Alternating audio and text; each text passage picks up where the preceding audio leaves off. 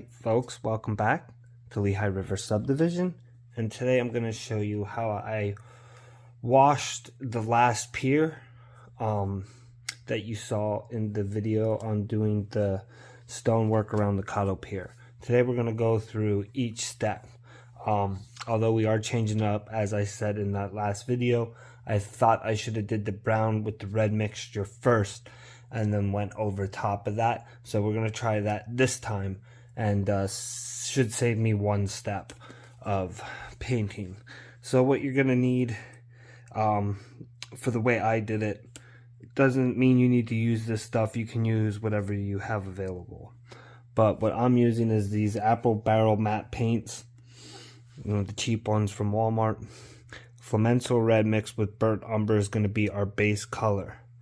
The next thing you're going to want to have is water, followed by 2 brushes. So what I'm going to use is, I have this wider brush, and that is just going to be to put the water on. And then I have this brush that I'll use to put the paint on. So I'm going to go ahead and mix up the paint. I think I did about a 50-50 blend last time. I'm not going to show that part because it takes a little bit to mix it up, but I think pretty much everyone knows how to mix paint. I mean, you just basically use your eyes to get the color you want. I'm colorblind, so it doesn't really matter, I guess. So let me get this mixed up and we'll be back. Okay, we got our paint mixed up, and if you can see it there, that's about the color I had last time, judging by eyesight. And it was pretty close to a 50-50 mix, probably like 55% of the brown to burnt umber to about 45% of the red, just judging off of what I squirted out of the bottles.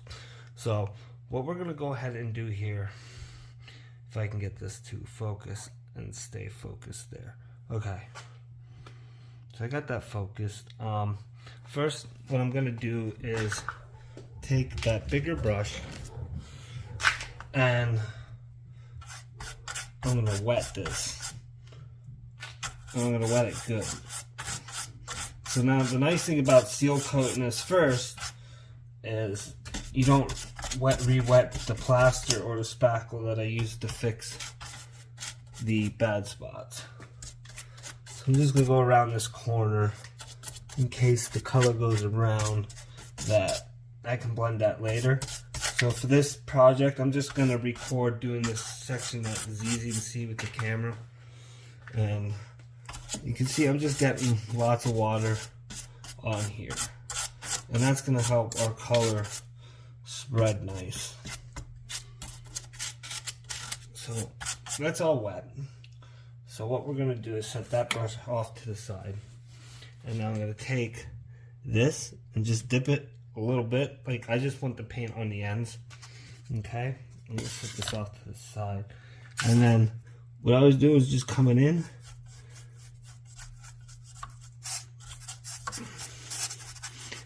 and brushing it out.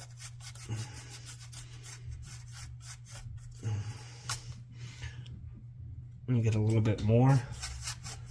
And because the water is already on here and it's soaked, it lets you really work with it as far as spreading it and getting that unequal look over everything.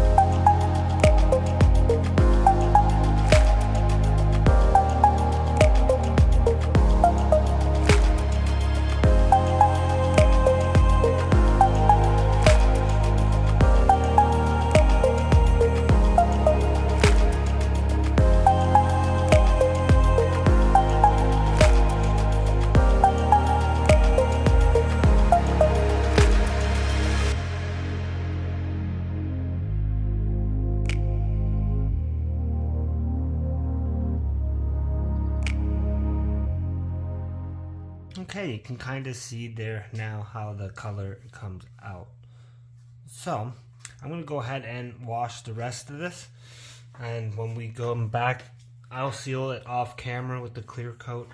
I'll probably just show the one coat of clear at the end, putting it on, but I'll keep revisiting this section for the rest of this video until we get done, so you can see how it changes throughout and the process I use. Alright, we'll be back.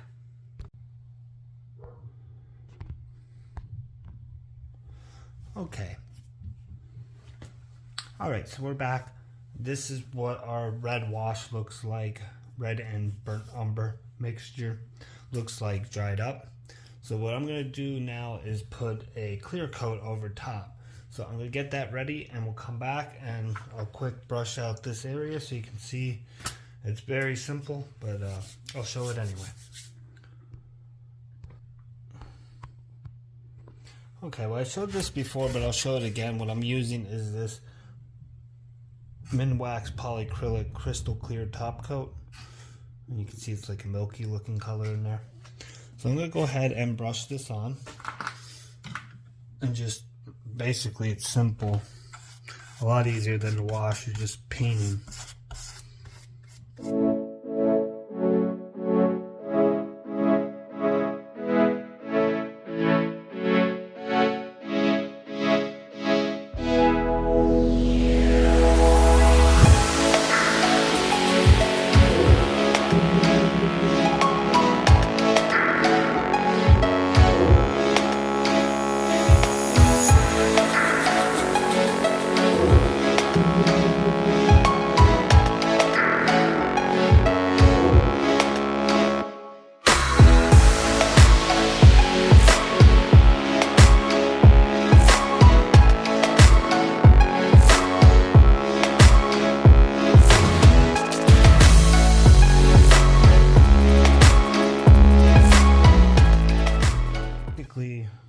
What I do, and we'll let that dry and we'll come back and hit it with another wash.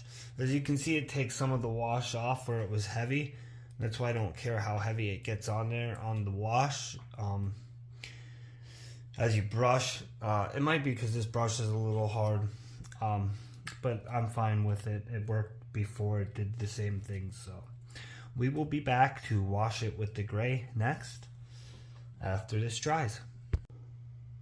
Alright, now that our wash is cleared over our red-brown mixture, we are going to now take straight pewter gray and wash this section. So we're just going to repeat the steps that we did before. I got my cup of water.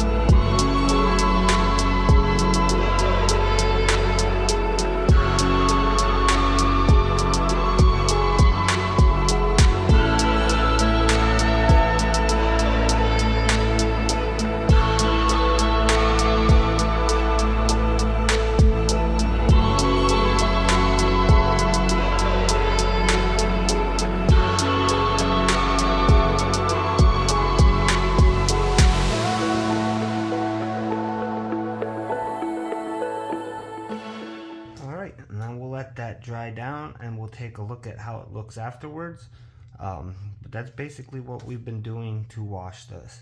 So I'm going to go ahead and continue through the rest of the washing I have to do, and we'll be back with the clear coat.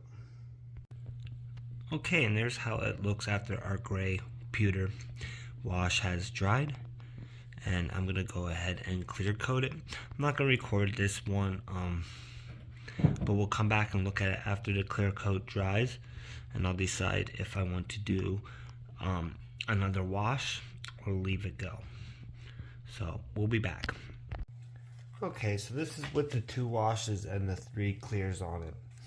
We're going to do one more wash, and this one is a mixture of Elephant Gray with Pewter Gray. And I am probably going to do about a 50-50. I'll let you know once I mix them up, and then we'll do the wash. I got my color mixed up to show you there, and it was about 50-50. So I'm going to go ahead and wet this, and then we'll do our wash.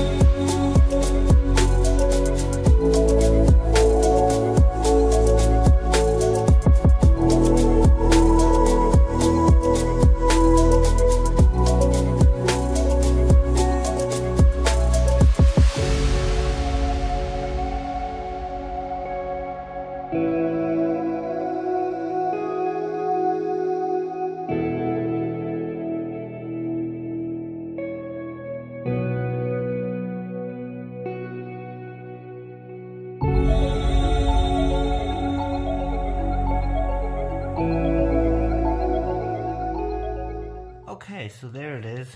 I know it looks really gray right now, but I know that's going to really dry down and you won't see it. It's just because I really wet this one because I didn't want this coat to stick as good as the previous 2. So, with that being done, I'm going to go ahead and do the rest of it, and we'll come back to clear it. Alright, so now you can see what it looked like after we did that Elephant Gray and Pewter Gray mix. Now it's pretty heavy with the gray, which is fine. I expect some of it to come off as we put the clear on, like we've had with some of the washes. That's why I went a little heavier, and I went a little heavier on that last wash because I was hoping to fill in the grout lines with the lighter color as it would brush off on the faces. So hopefully that is what happens. So let's go ahead and clear this, and we're going to be done with it.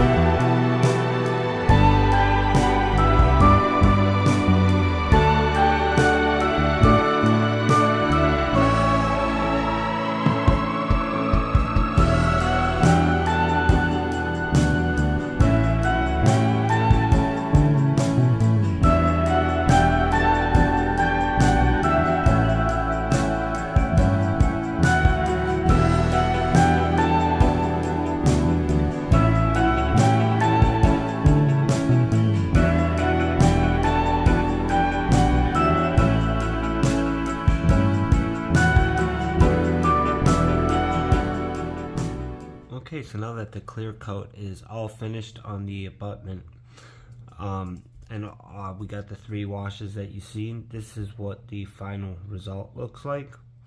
You can see we got a lot of good color variation going on, where you even see that it gets a little bit more gray over on that end, and that's fine because that's basically in real life. Not every rock's the same. And they use cut stone and then put it in and grouted it in. So I'm really happy with the results on this abutment, because this is the first abutment I did with after doing the pier. And I hope you enjoyed this video. I know it was a little bit long, maybe a little bit repetitive, but I wanted to show everything I did for the bridge pier from a couple videos ago. So I wanted to replicate that here and show everyone just how I did the wash. So that's what this video was. We're going to conclude it here. I want to thank you all for watching, and we'll see you over the home. Take care.